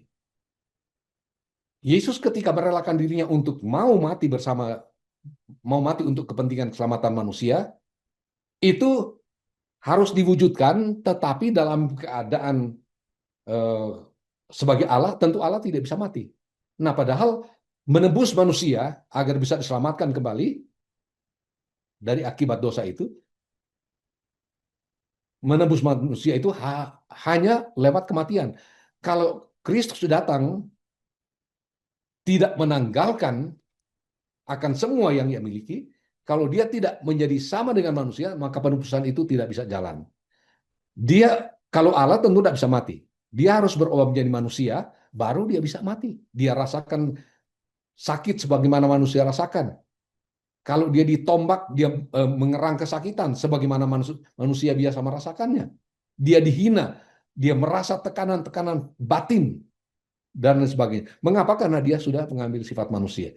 Jadi ketika dia sudah berinkarnasi menjadi manusia, maka dia sudah bisa mati dan penebusan itu bisa jalan, manusia bisa diselamatkan. Dia mengambil rupa manusia, menjadi seorang hamba, pelayan. Kata kasarnya budak. Yang terbesar harus menjadi pelayan, kata Yesus. Tidak ada yang besar dalam gereja. Kadang-kadang pemimpin sekolah sahabat sudah merasa yang besar dari semuanya. Harus disanjung-sanjung dan lain sebagainya. Ketua jemaat, itu bisa terjadi. Mereka menganggap sudah mereka itu yang paling tinggi di gereja. Tapi sebenarnya kalau menurut konsep Yesus adalah seorang yang terbesar itu harus jadi pelayan. Harus jadi pelayan. Doulos ini dia melakukan apa saja yang diperintahkan atau dimintakan oleh tuannya. Dia kehilangan hak yang dia harus dapatkan. Tuannya ini, majikan ini, dia bisa mengapakan apa saja, bahkan dia bisa bunuh kalau dia sudah tidak senang melihat dia hidup. Itu adalah budak. Dan inilah yang diambil oleh Yesus. Ayat 8, dia merendahkan diri dalam keadaan seperti manusia. Ini semua yang ada dalam pikiran Kristus, dia praktekkan itu, merendahkan diri. Dia dicobai tapi tidak berbuat dosa. Dia dicobai tapi tidak berbuat dosa. Kadang-kadang kita berpikir, oh dia kok Tuhan. Anggota-anggota gereja kadang-kadang bisa berpikir, dia kan Tuhan, kita ini manusia biasa. Jangan lupa itu inkarnasi tadi. Dia telah menjelma manusia 100% manusia, dan kalau dia dalam keadaan manusia, apakah dia punya kecenderungan berbuat dosa? Punya tendensi berbuat dosa? Dia punya tendensi berbuat dosa. Tetapi Yesus memilih untuk tidak berbuat dosa. Nah, dalam keadaan manusia itu, kalau begitu tidak ada maaf bagi kita manusia untuk menyerah, karena saya manusia kok, saya tidak bisa lakukan saja apa saja yang saya salah-salah, kita manusia biasa. Yesus menjadi contoh di sini. Pikirannya ini yang mau merendahkan diri, dia memutuskan dalam pikirannya untuk tidak berbuat dosa walaupun dia bisa berbuat dosa. Nah, pikiran ini yang perlu ada di dalam setiap anggota gereja, setiap manusia. Bisa. Jadi ada choice itu. Kita diberikan juga power of choice. Kalau kita pilih berbuat dosa, kita berdosa. Kalau kita tidak memilih berbuat dosa, tidak terjadi. Jadi merendahkan diri. Apa ciri-ciri dari orang yang merendahkan diri? Ciri-ciri kerendahan hati. Taat. Ya, obedient. Filipi 2 ayat 8. Ciri-ciri orang yang rendah hati, memiliki roh yang suka diajar. Kadang-kadang dia berkata, masa kita S2, dia itu baru S1. Masa kita mau terima dia PID? Memiliki roh yang suka diajar. Jangan lupa saudara-saudara, saya kadang-kadang di kelas saya bilang begini, kadang-kadang ada anggota yang tahu lebih dulu dari orang. Jangan orang pikir orang so segala-galanya. Dulu memang anggota pikir, aduh, kalau mau tanya apa saja pendeta pasti pendeta so tahu semua itu. Jangan lupa pendeta itu bukan Superman. Ketua jemaat itu bukan Superman. Itu sebabnya kita rela membuka diri. Kalau ada ide yang datang, ada masukan-masukan, kita Hargai itu. Karena kadang-kadang itu jauh lebih baik daripada kita punya ide. Menerima teguran. Menerima teguran. Aduh. Kadang-kadang ada orang yang ditegur, dia naik darah. Dia pikir kita ada bikin yang betul, tapi ternyata bertentangan dengan garisan organisasi. Aturan jemaat begini sudah jelas. Tapi dia backing yang lain, dia anggap itu lebih betul dari apa yang sudah disebutkan dalam peraturan gereja. Menerima teguran itu paling penting. Ciri-ciri orang yang mau ditegur, mendengarkan dengan cermat. Ya, pay attention to the specific points being made. Jadi dia memberikan perhatian kepada poin-poin yang sementara disampaikan itu secara detail. Thank the person. Kita ucapkan terima kasih. Kita kan sering begini sebagai pendeta. Terima kasih saudara ketua. Terima kasih saudara Jeffrey. Ini saudara Jeffrey ini anggota.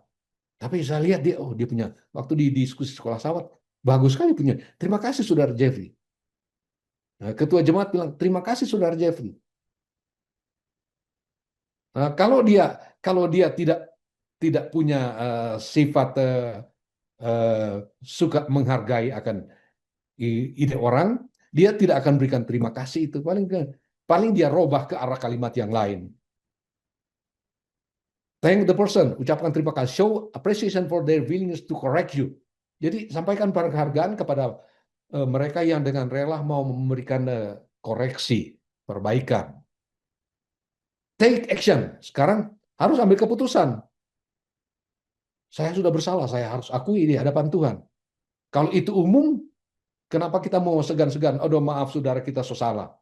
Maaf saudara kita so bikin yang ternyata ini merugikan banyak anggota. Tolong ampuni saya, maafkan saya. Lalu setelah menyampaikan itu, buatlah sebuah rencana untuk berubah. Rupanya tidak bagus ini. Anggota liapa kita, begini kita ketua jemaat. Rupanya bikin susah anggota, bikin anggota resah. Kita mesti berubah. Sabar, mengampuni, berdoa bagi yang menyakiti. Kadang-kadang saudara-saudara, ini keputusan mungkin tidak memihak pada kita. Tidak apa-apa, bersabar. Akan tiba masanya di mana apa yang membuat saya sakit hati akan dirubah oleh Tuhan menjadi sukacita. Oke. Dan terakhir ini rahasia kealahan. 1 Timotius 3 ayat 16 dan Filipi 2 ayat 6-8. Idenya ada di sini, ayatnya di sini. Dan sesungguhnya agunglah rahasia ibadah kita. Dia yang telah menyatakan dirinya dalam rupa manusia, dibenarkan dalam roh yang menampakkan dirinya kepada malaikat-malaikat, diberitakan di antara bangsa-bangsa yang tidak mengenal Allah, yang dipercayai di dalam dunia, diangkat dalam kemuliaan. Oke. Di sini rupa manusia adalah merupakan menunjukkan kerendahan hati, mengambil rupa manusia, dia merendahkan diri, dia datang sebagai manusia biasa, dan dia punya puncak adalah diangkat dalam kemuliaan. Kita akan lihat nanti itu ya. Dari menjadi hamba, kemudian akhirnya diangkat dalam kemuliaan. Oke. Rahasia kealahan adalah berkaitan dengan incarnation to glorification. Dia berinkarnasi, menjelma jadi manusia, menjadi hamba, menuju kepada kemuliaan. Dalam rupa Allah, menggunakan kata morfeo ini ya.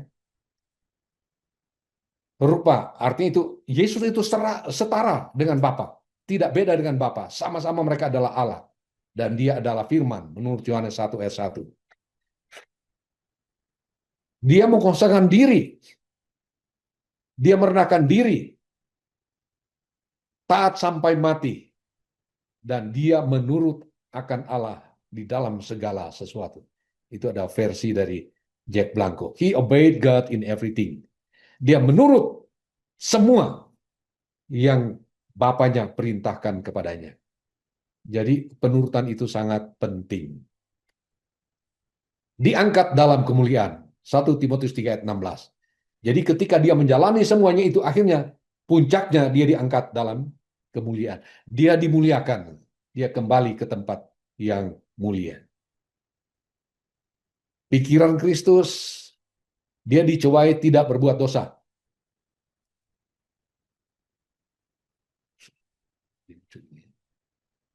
Seharusnya ini bukan hari Rabu. Kita datang kepada konklusi.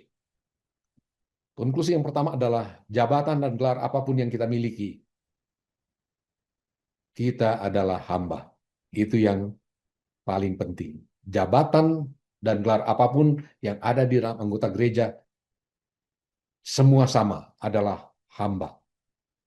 Yang kedua, mereka yang rendah hati akan ditinggikan oleh Allah. Sebagaimana Yesus telah menunjukkan kerendahan hatinya, maka dia dimuliakan. Kristus dimuliakan. Mereka yang merendahkan diri, yang rendah hati akan ditinggikan. Sebaliknya mereka yang tinggi hati akan direndahkan. Ini kata Yesus. Dan yang ayat ini menyebutkan, dan barang siapa meninggikan diri, ia akan ditinggikan, dan barang siapa yang merendahkan diri, ia akan ditinggikan.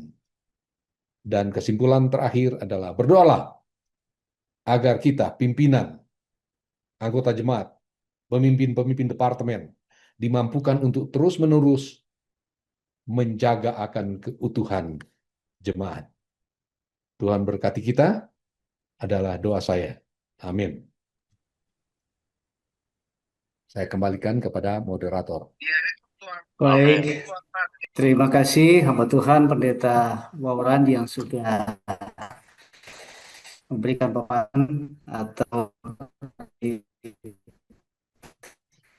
hari ini, dan waktu kita sudah hampir habis. Waktunya untuk tanya jawab, tapi tinggal berapa menit? Tinggal 4 menit lagi, dan di kolom chat, ya, di kolom chat ada satu pertanyaan yang perlu kita perhatikan. Saya akan bacakan satu pertanyaan. Baik, pertanyaannya adalah, Sir, sering dalam kehidupan sehari-hari, bahkan dalam pelayanan, ada pertanyaan atau statement, mari kita bersaing sehat.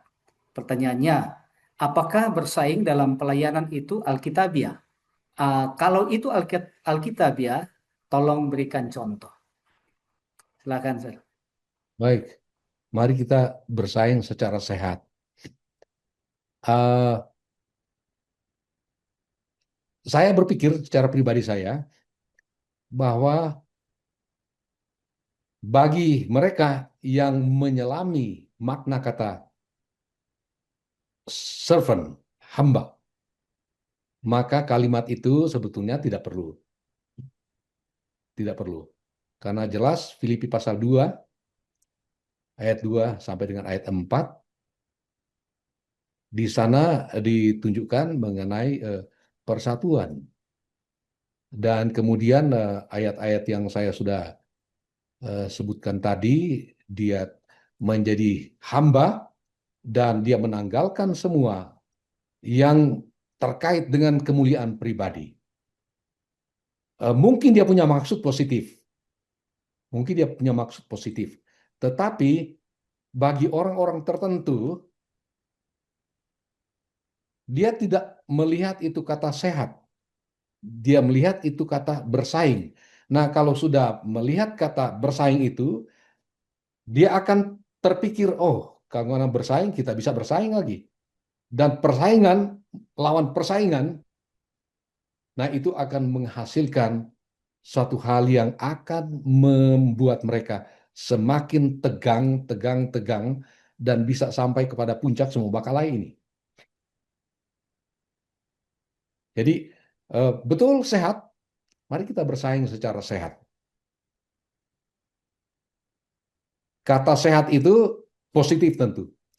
Tetapi kata bersaing itu bagi orang-orang tertentu, namanya muncul kata bersaing, oh ini kompetisi. Artinya mau kasih lihat, siapa tuh lebih jago ini, siapa lebih hebat, siapa yang lebih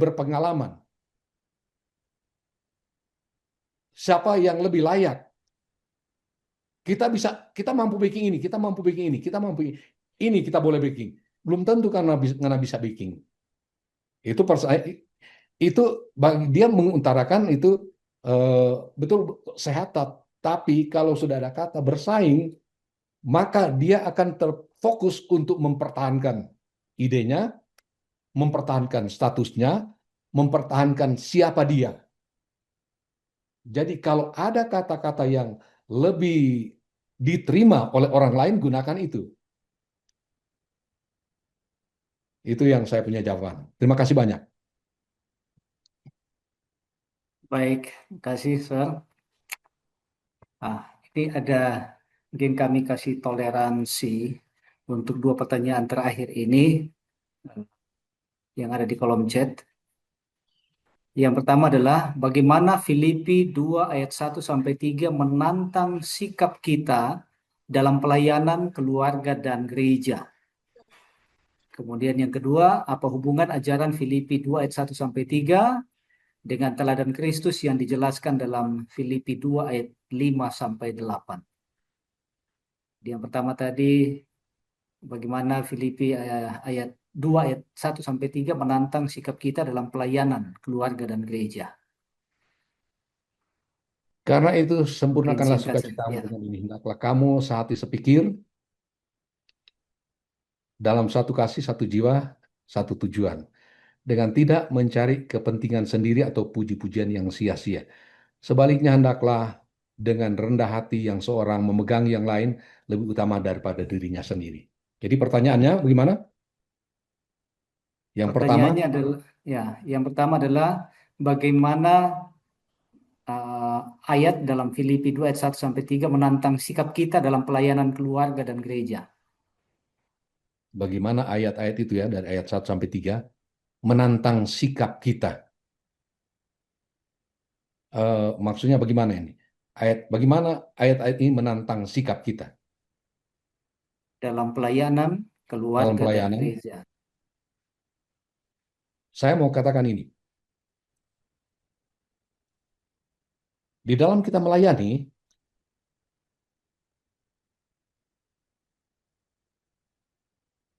satu-satunya cara untuk kita bisa menerapkan hal ini di dalam pelayanan kita adalah kita minta Roh Kudus untuk menguasai akan pikiran kita, sehingga kita bisa bersikap lebih arif, kita bisa bersikap lebih bijaksana, kita bisa bersikap lebih rendah hati terhadap orang lain, terutama dalam pelayanan. Kerendahan hati itu bisa mengalahkan banyak hal. Orang yang mungkin sudah membenci saya, anggota yang mungkin sudah membenci saya, tidak senang dengan saya, tapi saya tetap menunjukkan sikap rendah hati kepadanya, bersikap sabar terhadapnya. Maka pikirannya mungkin dia sudah dendam pada saya, tapi dia akan berpikir, oh kasihan itu ketua jemaat, kasihan itu pendeta. Kita so bilang macam-macam ini, tapi dia tetap sabar. Dia tetap sabar. Dan akhirnya dia punya pikiran berbalik. Dia akan sangat menopang akan pendeta, dia akan sangat menopang ketua jemaat, dia akan menopang siapa saja pimpinan, mungkin pimpinan departemen. Dia akan bekerja sama ketika dia menunjukkan sikap seperti sikap Kristus. Rendah hati, terapkan itu satu jiwa, satu kasih, artinya menciptakan suasana bahwa kita ini satu. Kita ini sama-sama. Kita semua hamba-hamba. Tidak ada yang lebih dari yang lain. Mungkin saya sebagai ketua jemaat, saudara cuma sebagai anggota. Tetapi orang ini sama. Dengan memberikan kata-kata yang menyejukkan akan pikiran anggota-anggota gereja atau sesama anggota, maka saya mungkin yang tidak senang dengan dia, saya sakit hati dengan dia, lama-lama dia mulai cooling down, ya mulai reda dia. Oh kasihan dia sabar sekali, kasihan dia tetap menyayang saya. Bahkan saya beberapa kali pengalaman pribadi saya berada pada posisi yang tidak menguntungkan. hak-hak boleh jadi saya tidak dapatkan, tetapi saya tetap doakan orang yang membuat saya tidak bisa menikmati saya punya hak. Saya doakan. Akhirnya kami tetap bersahabat, kami tetap bersahabat. Seandainya itu yang terjadi, kalau betul itu adalah yang saya terapkan, luar biasa itu. Dan itu berarti saya menangkan orang yang tadinya saya sudah dendam, saya sudah marah, saya sudah jengkel, saya sakit hati karena dia menerapkan hal-hal yang merugikan saya. Tapi saya tetap sabar, saya doakan. Dan ajak anggota untuk melakukan seperti ini.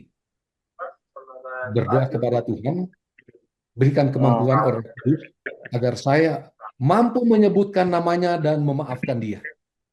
Mampu menyebutkan namanya dalam doa saya. Saya berkali-kali melakukan itu. Nah, itu yang betul.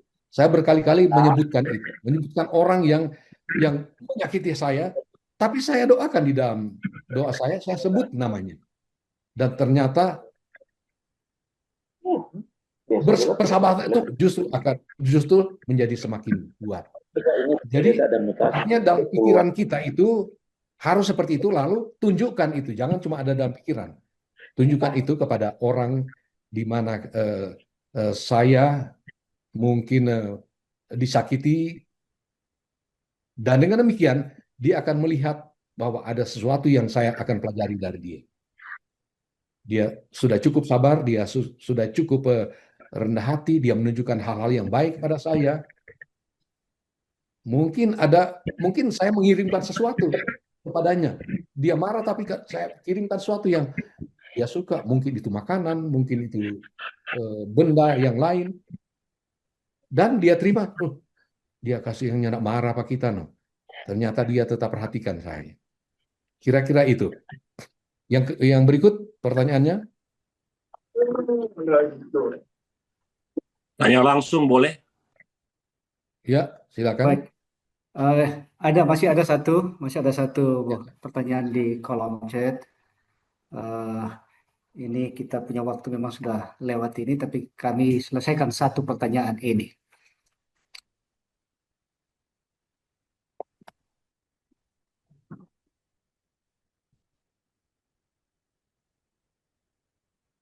Baik, pertanyaannya adalah bagaimana kita dapat membedakan sambutan pelayanan kepada pimpinan yang melayani kita di gereja dengan cara menyetarakan bahwa pimpinan itu juga ketika berada dalam kesatuan pelayanan adalah hamba. Sementara di posisi lain, mereka juga adalah pimpinan yang harus dilayani. Silakan, Sir. Bagus sekali pertanyaan. Jadi ini banyak hal terjadi memang. Banyak hal terjadi. Ada pimpinan yang datang berkunjung ke jemaat. Lalu tata keramanya adalah kita biasa memberikan penghormatan. Itu wajar, memberikan penghormatan. Di sisi yang lain, kita tidak bisa mengabaikan perasaan orang lain. Misalnya begini, jangan di situ, itu buat pimpinan. Jangan di situ, itu buat pimpinan. Apakah ada kata yang lebih lembut yang kita bisa gunakan untuk menginformasikan kepadanya bahwa kita perlu memberikan kesempatan, memberikan penghargaan kepada tamu kita, kepada mereka. Kita punya pendeta yang dari daerah, yang dari uni, yang dari divisi, dan lain-lain. Kita perlu memberikan kesempatan, penghormatan kepada mereka, penghargaan kepada mereka, tetapi tidak mengabaikan akan perasaan hati dari anggota-anggota yang lain yang mungkin dia terlanjur untuk misalnya berada di tempat yang disediakan untuk tamu-tamu, contohnya ya. Kita datang, sapa dia dengan sopan, dengan kata-kata yang bijaksana. Terima kasih, saudara. Ya, saya rasa pendeta-pendeta tahu bagaimana itu mau bikin itu anggota-anggota yang yang terlanjur mungkin dia sebenarnya ada tempat yang lain yang sudah disiapkan, tapi dia terlanjur ke situ. Terima kasih, saudara. Bolehkah untuk kali ini kita kasih kesempatan pada kita punya pimpinan dan dengan cara kita memberikan kesempatan, tentu itu akan berkesan baik sekali kepada pimpinan kita dan ya tambahkan bentuklah kata-kata yang lebih membuat dia tidak tersinggung, membuat dia tidak disudutkan oleh karena dia telah terlanjur untuk melakukan apa yang belum waktunya untuk dilakukan. Jadi kira-kira seperti itu yang saya bisa berikan. Baik, Sir. Terima kasih. Kami Kok piwatulan nih. ada satu yang raise hand. Kami mohon ini pertanyaan terakhir Waktu karena ya. waktu kita sudah lewat, tapi kami ingin memberikan kesempatan yang raise hand untuk memberikan pertanyaan secara langsung dari Pendeta Guntur Wewengkang. Silakan. Baik, terima kasih. Luar biasa ini pembahasan, Sir. Yang saya ingin tanyakan tadi di awal-awal, ini kata kunci kerendahan hati. Kerendahan hati ini. Kalau mungkin boleh diperjelas, karena kalau menurut saya kerendahan hati yang bagaimana yang terang terapkan di berjemaat agar boleh menjaga ini persatuan. Karena kalau kerendahan hati saya mungkin berbeda dengan kerendahan hati pendeta Tandidio atau pendeta Wauran. Bisa saja saya merasa rendah hati, tapi orang lain belum merasa rendah hati. Jadi mungkin ada Dalam soal apa misalnya? penjelasan Dia merasa dia rendah hati, tapi orang lain menganggap tidak rendah hati. Ada praktek kok begini. Ini masalah rendah hati sering muncul begini. Kerendahan hati saudara Pertanyaan ini disederhanakan, berbeda dengan singkat. kerendahan hati saudara ini. Saja mau terang. Jadi yang saya mau maksudkan di sini, kerendahan hati yang model bagaimana yang orang mau terapkan di berjemaat, bahkan di dalam lingkup berorganisasi, supaya itu persatuan itu memang mau terjadi. Terima kasih. Oh, baik, terima kasih banyak. Jadi saya sudah sebutkan tadi beberapa misalnya seperti teladan Kristus, dia taat, menurut. Nah, kalau itu dibawa dalam konteks misalnya di jemaat, dia rela melakukan apa saja yang dimintakan oleh orang lain, walaupun mungkin dia seorang pimpinan yang kewajiban itu lebih cocok, lebih tepat dilakukan oleh anggota-anggota atau yang mirip-mirip seperti itu. Tetapi dia tunjukkan bahwa dia melakukannya dengan senang hati. Lalu memiliki roh yang suka diajar itu, yang teachable spirit. Ya, kadang-kadang orang merasa seorang lebih dari yang lain, sehingga tidak lagi suka menerima akan orang lain punya ide.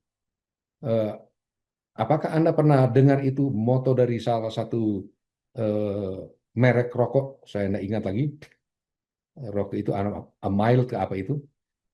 Di situ ada slogan situ, how low can you go? How low can you go? Berapa rendah Anda bisa jalani itu? Coba tunjukkan itu kerendahan hati. Kerendahan hati itu dia rela melakukan apa saja. Dia tidak suka menciptakan situasi berkonfrontasi lalu memunculkan atau menonjolkan idenya mengabaikan akan ide yang lain. Ada orang mengatakan, "Aduh, kalau kita perhatikan dia punya cara, kalau dia bicara dengan orang, itu sangat low profile." Jadi dia itu low profile itu mudah didekati orang dan dia sangat senang untuk menjangkau orang yang paling bawah pun. Dia tidak pilih-pilih. Dia tidak pilih-pilih siapa. Oh, dia kok cuma bukan diakon, tidak ada jabatan sama sekali gereja. Jadi anggap itu, walaupun dia itu seperti tidak ada pengaruh apa-apa, tapi dia turun sampai ke bawah seperti itu, dia dekat dengan dia berbicara dengan dia. Jangan sampai kalimat terdengar seperti ini. Aduh, rupa eh, orang ini seperti pimpinan ini seperti eh, terlalu susah untuk mau didekati. Orang jadi takut mau mendekati dia. Karena dia kasih tunjuk dia punya wibawa sebagai seorang pemimpin yang punya otoritas. Padahal kita kan hamba sama-sama. Ya, kita harus bicara dengan nada-nada yang menyejukkan, tidak mendiskreditkan, tidak menyinggung perasaannya.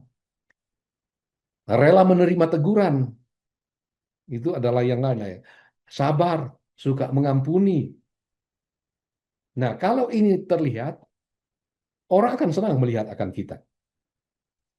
Itu biasa terjadi. Itu kira-kira yang saya bisa berikan untuk ke Pendeta Guntur Wewengkang. Terima Terima kasih. kasih banyak. Terima kasih, Sir. Terima kasih. Baik, terima kasih, Pendeta. Kita komit dengan waktu kita karena waktu semakin berlalu. Mulai kami di timur ini sudah semakin larut.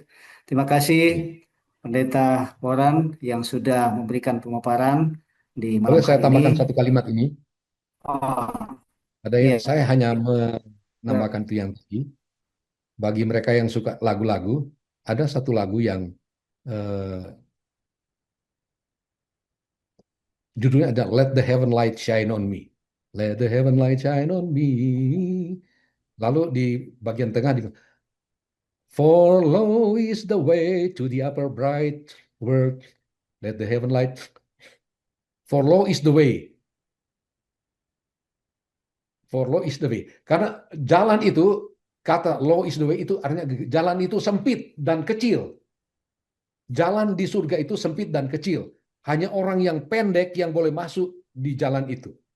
Artinya hanya orang yang rendah hati yang boleh masuk jalan menuju surga.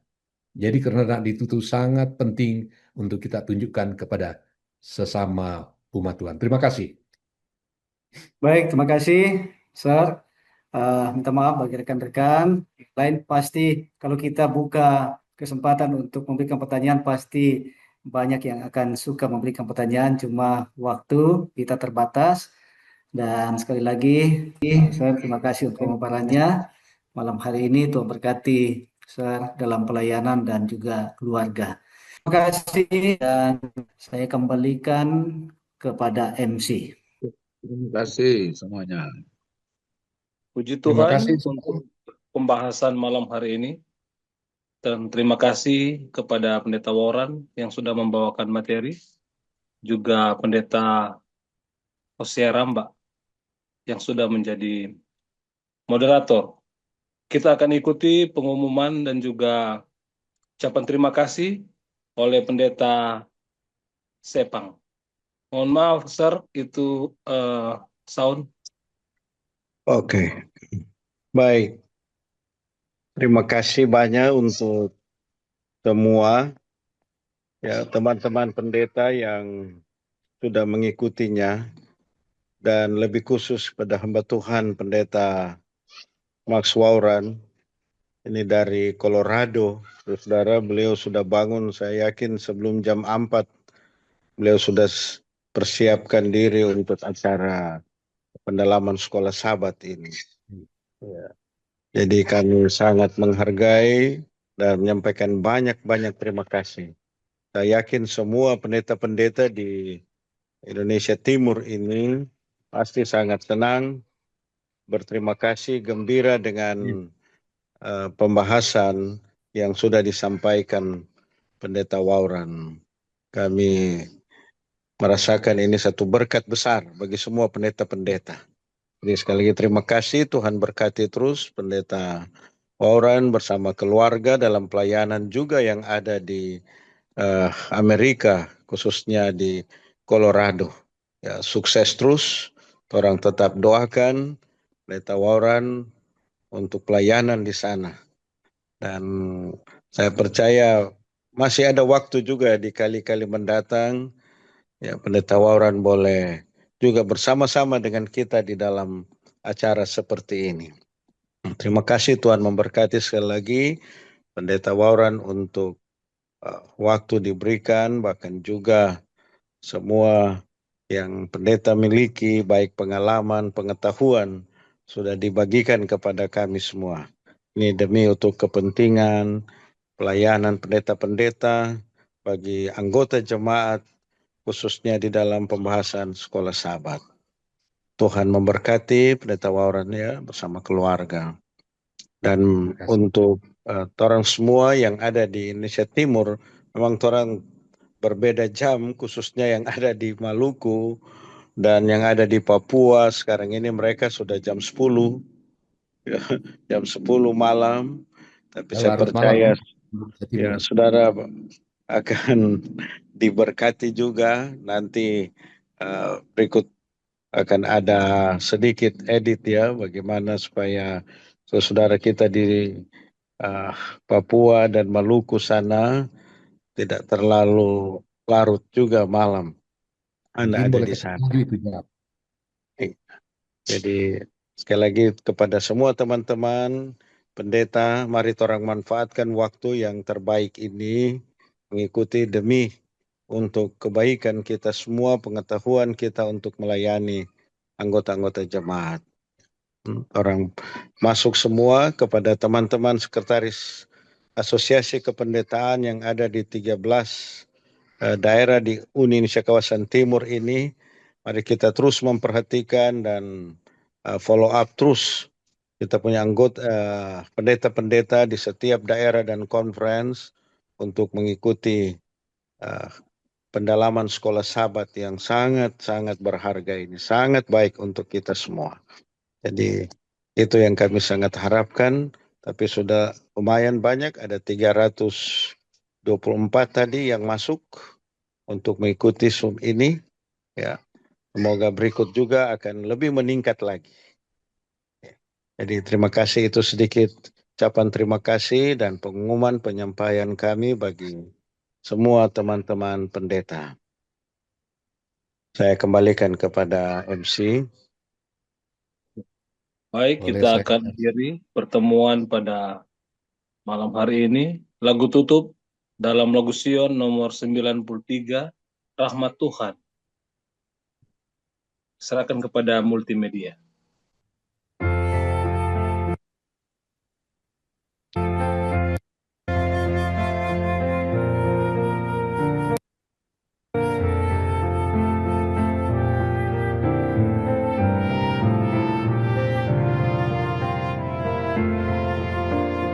Rahmat Tuhan yang tak terduga lebih besar dari dosaku, itu telah nyata di Golgota. Darahnya tercurah bagiku.